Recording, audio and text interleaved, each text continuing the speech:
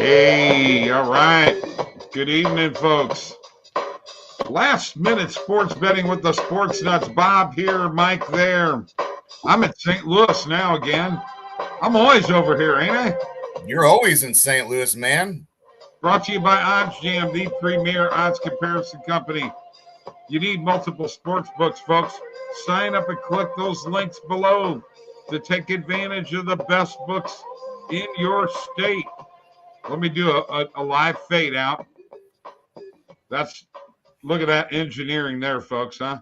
On the spot engineering. Don't forget about the OddsJam partner program. If you want to be a partner with OddsJam, you click the link below, share with your friends. You'll get 20% of all the revenue for those that sign up with that link. And don't forget about the 3 free bets. Go to OddsJam on the homepage. You can actually sign up and get 3 free bets to your email on a daily basis. And it's great stuff. The other thing that we want you to do while you're on here, like us, like this, subscribe to the YouTube channel. We need subscriptions. Subscribe. I sound like Gomer Pyle. All right. Very quickly, recapping last night, Mike, very quickly. This is just the women's basketball game with Connecticut and North Carolina State was absolutely phenomenal. Double overtime. Kobe Bryant would have just been so proud to have seen that game and witnessed that, because he was big proponent of women's basketball, right? Yes, and old Paige Buckets, huh? She was she was living up to the hype, I think. Yeah. Oh, yeah, absolutely. For sure. We also have some news with the NFL new overtime rules for the playoffs. So here's what they're going to do. Each team gets a possession. If they score a touchdown, the other team gets a chance. Here's what one coach said. Are you ready for this? They're going to go for a 2-point conversion. Because if you get a touchdown, you kick the extra point, the other team could go down and score a touchdown, get the 2-point conversion, and beat you by 1 point. What do you think of this rule change? Only for the playoffs, by the way. Yeah, I don't mind it in the sense that, look, I think with the way that the game is slanted towards the offense, it's pretty bad that, you're getting games that are decided in overtime basically by a coin toss. So I don't mind the rule change at all. So you agree that the rules are slanted towards the offense. Thus, these records that these guys are breaking nowadays are kind of bogus because the rules have changed, and you can't go back to Montana and Young and Elway and say that they're not as good as Brady and Rodgers and Manning. Come on. They were every bit as good. I mean, I think that some of these quarterbacks that are playing now would be able to play in that era as well. You can say what you want. They have the arm strength, and their athletic and mobile ability is something that those teams would not have been ready and prepared for back then. So they would have had success. And even if they were, that nowadays teams are prepared for it. It's hard to stop. Yes, the rules are slanted towards the offense, but also the quarterback play has gotten, in my opinion, really, really good the last several years. I mean, you've got a lot of top-tier quarterbacks in the NFL right now, especially in the AFC. Okay. I'm trying to keep him from going to his Chargers, folks, because he wants to get right in there and talk about them. All right. No. Mike's a Chargers fan. All right. Let's go to what's happening.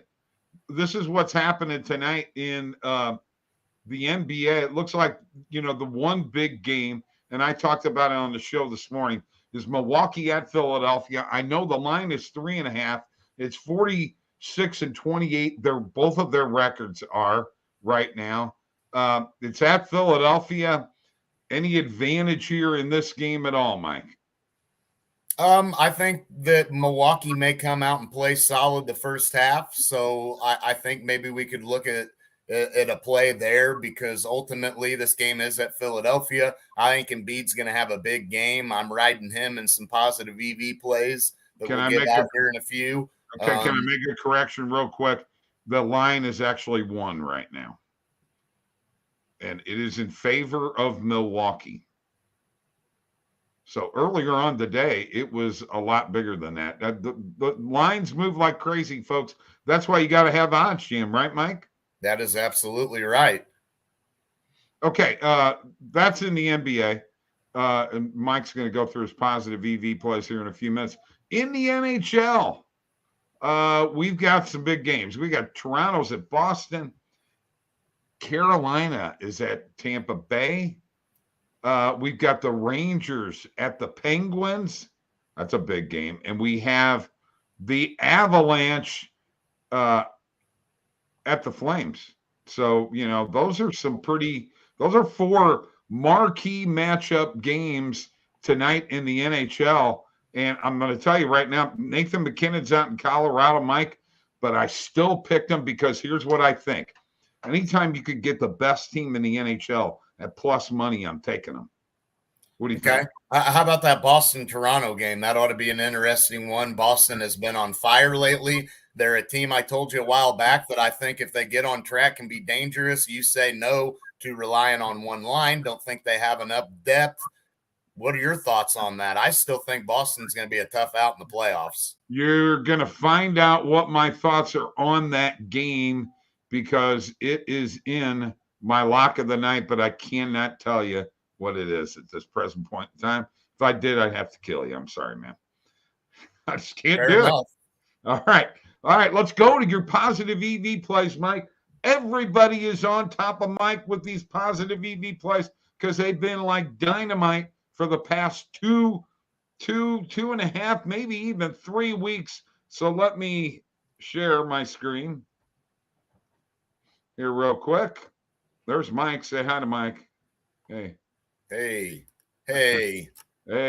Hey. Positive EV here. I'm on the page right now.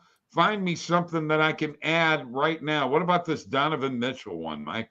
Yeah. If it's over 25.5 points, we're riding that. Okay. All right. Over 25.5. We'll put a 10 spot on that. Yes, sir. I already snagged Cade Cunningham on a PRA over 33.5. I grabbed that at minus 106 on FanDuel. Not sure if that one's on there. How about Kyrie Irving? Is that one on there? I'm going to look. Over 24.5 points. That's the big one. Okay. That's the big one? Yeah, we're hammering that one. That's 2.5 made threes. There it is right there. Over 24.5. Yep. Okay. And that was on BetMGM at minus 120 right now. So what'd you snag it at earlier? Oh, I got a steal on that bad boy. I got it at minus 110. Yeah. Okay. And that's what happens. The lines change. Absolutely. I jumped on it. As soon as it was there, bam, gone. Done deal. You got any pars for tonight? I just gave you the Cade Cunningham one. Another PRA I'll give you. Let's just ride Kyrie on over 34.5. Okay. Points, rebounds, assists, baby. Minus 115 is what I snagged that on. Okay. All right. I'm not seeing that here at this present point in time. Yeah, you may miss out on it, but if you're watching, go check it out. See what that line is at right now. Well, let's do it. Let's do it here real quick. Let's show these folks how we can get there, okay? So you click the sport. I click NBA. Let's find the Nets game. It's right here. Let's look for points, rebounds, and assists.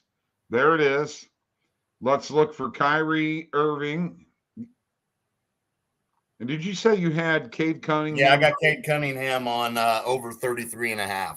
Okay, that is now over 32.5 at minus 122 on FanDuel. So let's add that from here. This is where we're at right now. Okay, and then I still like that. Okay, and then we'll scroll down to the Kyrie one, which would be in alphabetical order, Bob. Okay, so I've got over 35.5 for Kyrie in the PRA. That's minus 113. I'm going to snag that, add it to the BetTracker. You've seen those plays right here, folks. That these positive EV plays in the NBA, Mike. What have they been doing lately? They've just been on fire, haven't they? Well, they've been pretty good lately. I mean, last night we got 1, 2, 3 wins, 2 losses. So we went 3-2 yesterday. The day before was a little rough. And the day before that, we've kind of been evening out, kind of one game above 500 or evening out. So we're still up on all these bets. I'll let you know here real quick what we're up right now. We're still up $400 profit. All right, let me go to the BetTracker. All right, so as you can see, I put in the Kyrie over 35.5. That one's in there pending. That's the status. Shows the sports book. Cade Cunningham with over 32.5 pending. There's my stake. There's my potential payout. Here's the Kyrie over 24.5 points. There's the Donovan Mitchell one. As you can see down here, I actually have some positive EV plays in the NHL. Claude Giroux over 2.5 shots on goal, Mike. Claude Giroux, I've hit him on a player prop twice since he changed to Florida. He's won both times. I'm riding him again. And then there are my normal bets, my hockey bets, and what have you. And then, as you can see here, I'm at $310 profit, $160 in pending bets. And by the way, the BetTracker is 100% free. It's fantastic. 3.7% return on investment of completed bets. My percentage of beating the closing line value is 56.1%. And as you can see, profit over time. Now we are in week 12. Week 12 is starting to catch up to week 11. Week 10 was a bad week. Week 5 was a very bad week. By sportsbook, by sport, and by bet type, whether they're normal or positive EV. So there you have it, folks. You got to get in with us with these positive EV bets in the NBA, right, Mike? I mean, if you do them on a daily basis, you're going to be very profitable. Oh, 100%. You're going to have a couple of days like we've had where, maybe you lose a couple more, one more than you won, but it's going to even out when you look at the week we had, a couple weeks ago. I mean, we were on absolute fire. So if you were riding those, you're up profit right now, despite the hit and miss here as of late. But again, we're still getting profitable picks, and we're getting really, really good odds on all these. And as you see, some of these that I place, I got at better odds than what they're at now because the lines change so much. So you got to be on top of it. Yeah, you got to get some of these early. Here's the thing. Okay. Mike uses the positive EV page, as I do, to help him with his handicapping of the NBA, as I do to help it with my handicapping of the NHL, especially in the NBA too, and with college basketball. We're going to be using it with baseball too, right, Mike? Oh, 100%. Oh, absolutely. We're going to use it with baseball. You kidding? Speaking of baseball, starting up next week. Let's do it. Yesterday, we did the AL East. Today, we're going to do the National League East and tell you what our thoughts are. So we've got the Mets. I'm just going to go down this lineup. Nemo, Marte, Lindor, Alonso, Cano, Escobar, McNeil, Canha, and McCann. With a staff of Jacob deGrom and Max Scherzer, that could be very, very tough. Atlanta, Rosario Alves, Matt Olson, who is replacing Freddie Freeman, Austin Riley, Marcelo Zuna, he's actually playing, Dickerson, Adam Duvall, Dansby Swanson, and Travis d'Arnaud. Philadelphia, Travis d'Arnaud. What'd you call him? Darnaud? Yeah. The starters for Atlanta, Fried, Morton, Anderson, Soroka. I mean, they're a solid team. That's the world champions. And even though they lost Freddie Freeman, they got a guy with 40 home runs and 109 RBIs. He's not a joke. Philadelphia loaded up by getting Kyle Schwarber. Their projected lineup, Mike, has Schwarber hitting first, Real Muto second, Harper, Castellanos, Hoskins, Segura, Gregorius, Baum, and Veerling. Dude, that is a loaded lineup. Yeah, and Castellanos was a really good signing for them. A guy that played with the Reds. We saw him in the division with the St. Louis Cardinals. Good player. And once again, you look at that lineup, they're going to be very, very much improved, and their offense is going to be very, very scary. And their pitching staff, they've got a solid pitching staff. Nola's a stud. Yeah, Wheeler, Gibson, but you're talking about guys that, can win you 10 games to 13 games. That's what they did last year. We'll see what happens. And then finally, Miami, which is everybody's sexy pick to make the playoffs. Chisholm, Soler, Cooper, Garcia, Sanchez, Aguilar, Anderson, Stallings, Rojas with a staff of Alcantara. Sandy. He came from the Cardinals. He was part of the Marcell Ozuna trade. He's a stud pitcher, bud. Lopez and Rogers. The rest of the staff will have to see. I'm not sure, Mike, that Miami's got enough pitching. When I ask you, you can go first tonight. What do you think the finish is going to be in the NL East this year? I'm pretty high on the Mets, honestly. I think Lindor's going to have a much better year. He was hot and cold when moving to the Mets. He's going to get settled in now, so I expect him to not have that, really bad start to the Mets. His Mets life now, career. Yeah, there you go. That's the word I was looking for. I think that the Mets are a really good team, but after the Mets, I'm going to go with the Mets in first place. I'm taking the Phillies in second. I'm sold on the Phillies, man. I know the Braves are the defending champs. They lost Freddie Freeman, though. Understand they're going to get Acuna back at some point. I understand they got Charlie Morton, a stud pitcher. I understand that they've got Ozuna going to be coming back. But that being said, I'm more fearful of this Phillies team than I am of the Braves. So I think the Phillies take second, Braves third. Washington, I think they got enough pitching to keep them in it too still. I forgot about them. Yeah, you didn't say a word about them. No, I did not. I'm sorry. You know why? Because they don't have Scherzer anymore. No, but they still have Strasburg, and they have that guy Juan Soto, Yeah, but you know what? I honestly, so what's your finish? You got Mets, Phillies, Braves, Nats, Marlins. Wow. See, now I thought you were going to have the Marlins higher.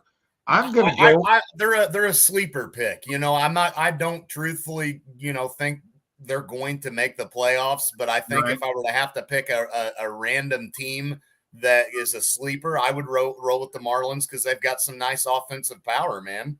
Okay. So I'm taking Mets, Phillies, Braves, Marlins, Nats. Putting the Nats below, huh? Okay. Yeah, because I'm not impressed with the Nats, and I love Sandy in Miami. All right. So it is now time for the locks of the night. And Mike, your lock first. You went 1-1. You doubled up on the locks last night. You shouldn't do that. It's one lock a night. There are rules. Okay. Come on. So what is your lock of the night on this wonderful evening? I'm going back to the Dallas Mavericks. I'm fading the Lakers, unfortunately. I'm going to go with the Mavericks. I snagged them. You can check what the line is now. I grabbed them at -11. So I'm confident with them covering that spread at home. As I said, a while back when they played Utah, they are a good home team. I expect Luka to have a big game. Still desperation a little bit for them in terms of fighting for playoff seeding. The Lakers are just not a good team, and I expect fully Dallas to beat them by that spread. Hey, before we go any further, should the Lakers shut down LeBron? Well, he's a game time decision tonight, and I guess Anthony Davis is as well, huh? I mean, should they just shut him down?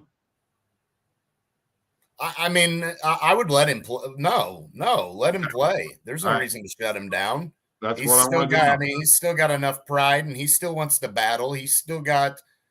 I mean, you're paying him that kind of money. If he's good to go, he's good to go. Let him go out and compete. Hey, we got more people watching right now, Mike. Tell them what they need to do. They need to like this, and what else?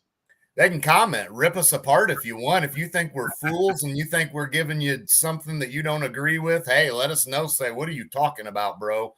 Also, give us your feedback. Let us know what you think. Subscribe to the YouTube channel. Come on. Got to subscribe. Mike, what's your record in locks? Subscribe. What's your record in locks? Come on. Do you know it? Yeah, I'm 11-7 because I doubled up. All right, I'm 9-6, and I'm getting ready to give you Bob's lock of the night. And I said I was going to that Boston game. At Boston, all right? At Boston. Maple Leafs at Boston. And you think I'm going total goals, and folks, you think I'm going over? You're wrong. Because of this reason. Boston, even though they are a one-line team, they are a very good defensive team, and their goaltending is very solid. I'm going under 6.5 goals in this game. Under 6.5 goals. I feel very confident in this one. I think it's a good play. Very quickly, let me find the line on this. Under 6.5. The OddsJam perfect line is -106. And you can get it at FanDuel at -106 right now. So here's my question, Bob. You couldn't tell me who you liked in that game because you told me you'd have to kill me if you told me. Now you're telling me it was because it was your lock of the night. And now I find out your lock of the night has absolutely nothing to do with your opinion of who's going to win this game. What is that? That's Bob. That's Bob playing games. That's Bob. You know what? I'm casting. Who you like? Boston or Toronto? You're the hockey guy. Who you like? Boston or Toronto? I'd like Boston in this situation if it's a low-scoring game. And if that hits, I think I win. If it's a high-scoring game, I think Boston loses. But I think it's going to be a low-scoring game. And you know what? Well, I thought you had over 6.5.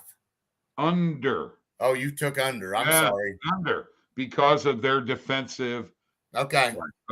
Yeah. Come on. Yeah. You gotta listen to what I'm saying. All right. So there you got it, folks. That is last minute betting with the Sports Nuts tonight. Yeah. Hey, Kyrie, over 24.5 points. Ride it. Okay. Hammer it. We'll be back tomorrow. Over 24.5 points. Ride it. 6:30 Eastern, 5:30 Central.